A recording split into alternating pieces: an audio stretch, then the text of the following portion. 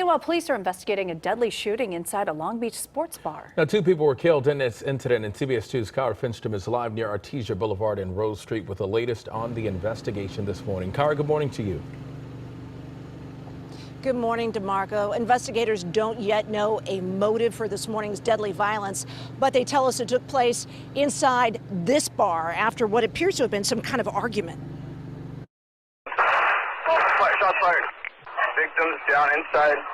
Unknown if they're hurt. An officer made that radio call for help from the Bottoms Up bar early this morning. He's still in there as far as we know, and there's civilians in there too. This cell phone video, shot minutes later, shows officers moving in. The witness who took it didn't want to be identified, but says he and other terrified customers ran for their lives. 2 to 3 shots fired initially, probably like 10 feet away from me. There was individuals trying to leap through people. There was individuals trying to run out the front door. I see a guy in the back, he's kicking the door.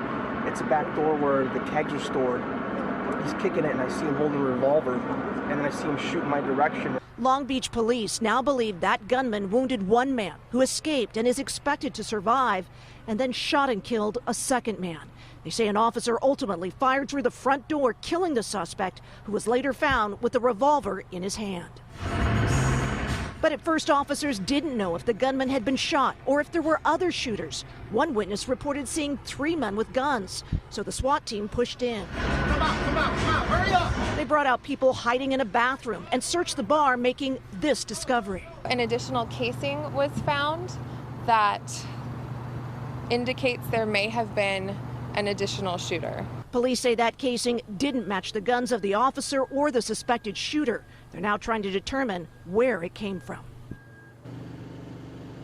And those investigators now saying that that shot appears to have been fired by an unknown patron of the bar. DeMarco, they also tell us that the first person who was shot and wounded, again expected to be okay, is actually an employee of the bar. The person who was shot and killed was a customer. His name hasn't been released yet.